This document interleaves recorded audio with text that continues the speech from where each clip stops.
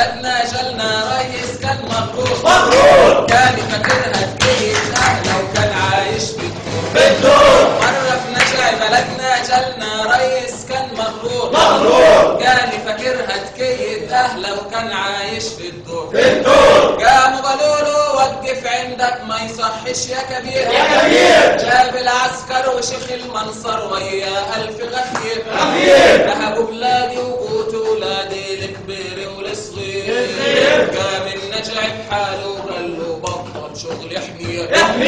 قام النجع بحاله بثوره ضد ولاد الكلب وضد الريس حسني مبارك اللي ما عندوش قلب قام النجع بحاله وقال له وقف عندك لا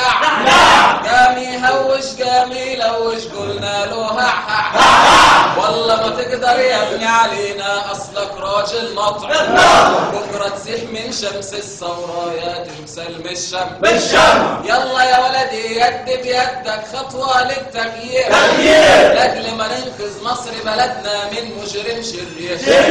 يجي هريدي ويجي عيدي وتبقى الايد في الايد هنرجع امجادك تاني من اول وجديد بكره الفرحه هتملى ربوعك من بحر الصعيد